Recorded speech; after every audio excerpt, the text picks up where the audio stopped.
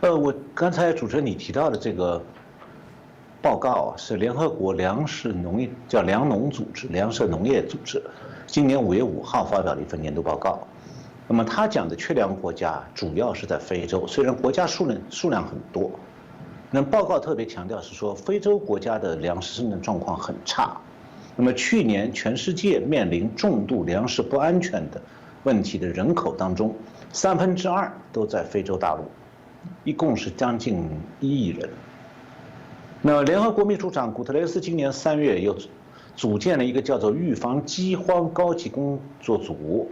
要调动资源援助情况最严重的国家。那么看起来说，联合国现在非常关心非洲缺粮的问题，而且主要的缺粮的地方就在非洲。那么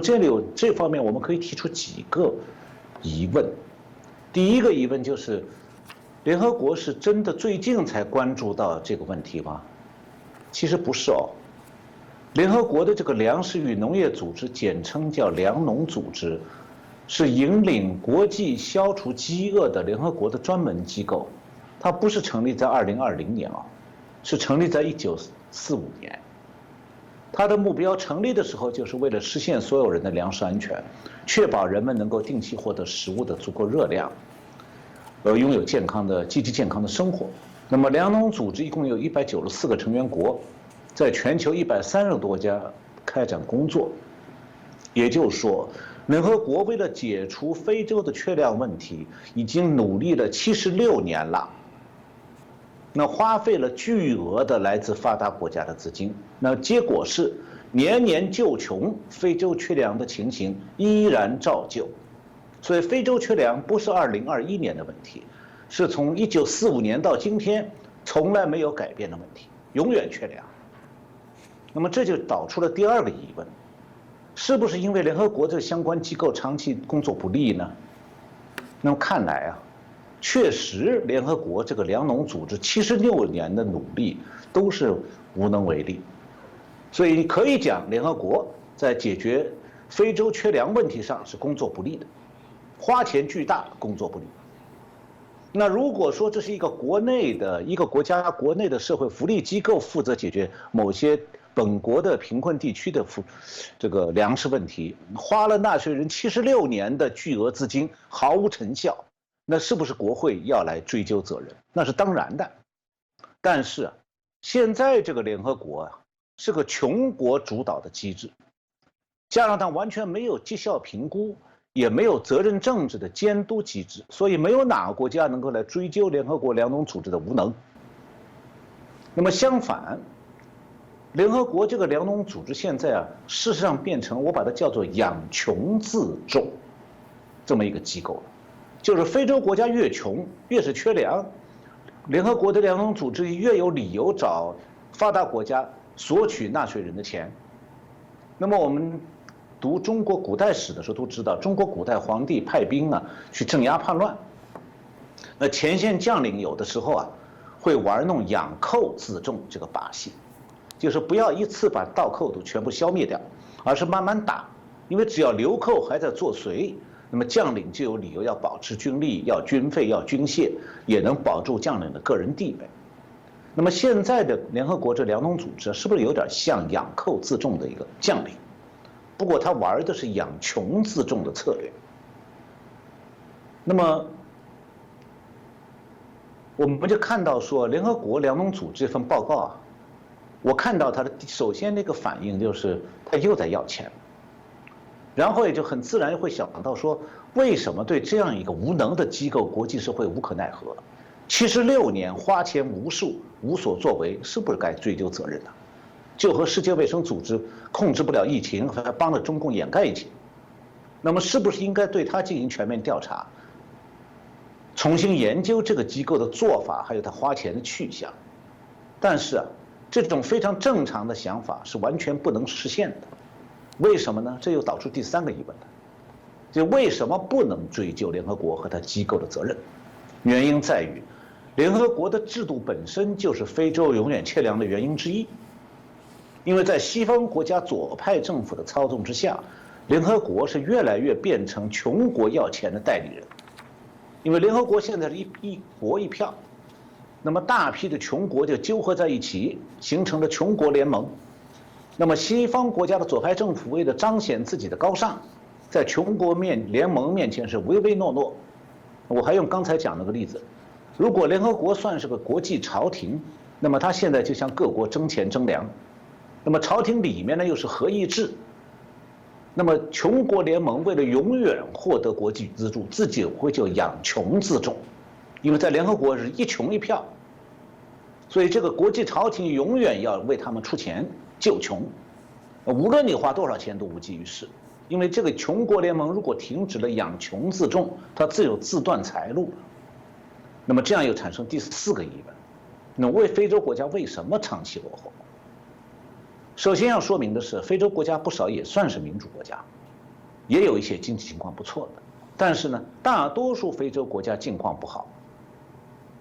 但是那里虽然民众的生活困难，但非洲的政治精英是留学欧洲的，自己出钱呐，而且是回国生居要之，一口流利的英文，西装笔挺，满口马克思主义的资本主义剥削理论，然后就理直气壮在联合国要钱。在这方面呢，他们和拜登的意识形态是很相近的。最近拜登在电视中也脱口而出说资本主义是剥削。我相信如果去考一下刚刚下台那个德国的总理默克尔，他的看法也是这样的。所以可以讲啊，非洲的长期落后其实是西方左派的马克思主义意识形态的产物之一。因为啊，这种意识形态把落后归咎到所谓的阶级对立上，给企业家套上原罪的帽子，然后呢，因此让非洲国家的政治精英形成了长期要饭、永远要饭的那种反对剥削很光荣的价值观。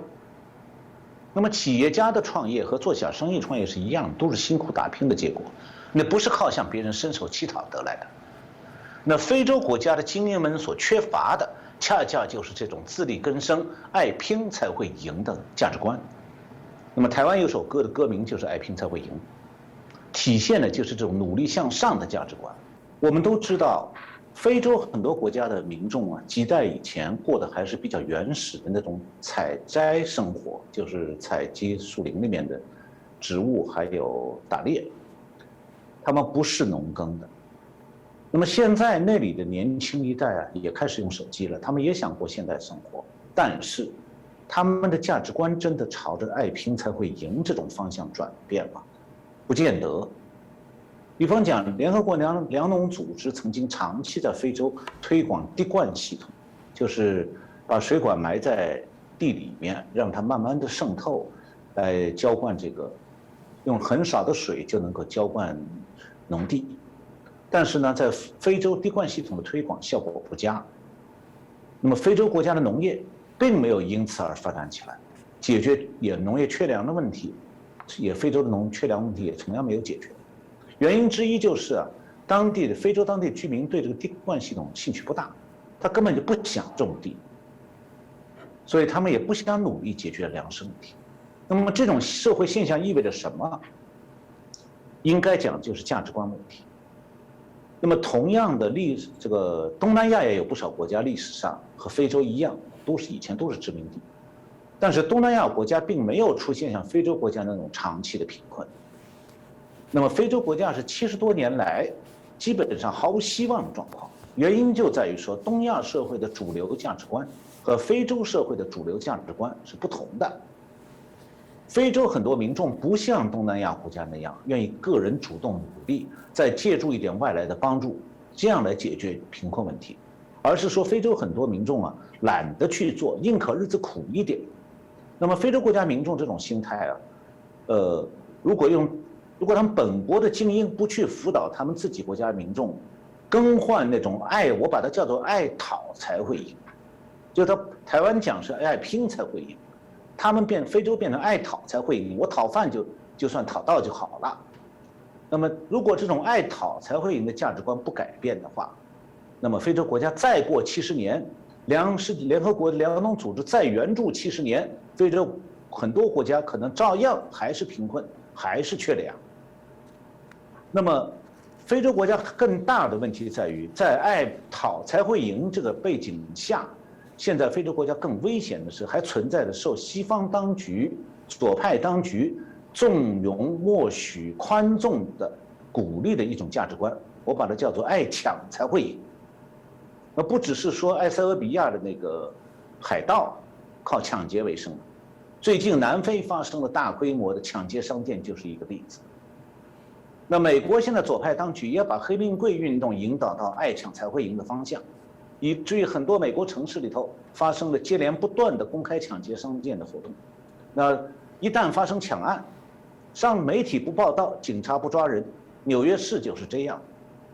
甚至美国加州还规定说，抢劫商店的货物价值$900以下不算犯罪，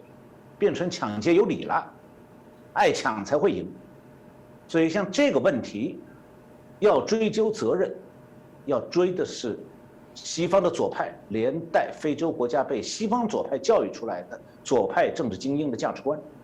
这个价值观不变，非洲永远没有希望。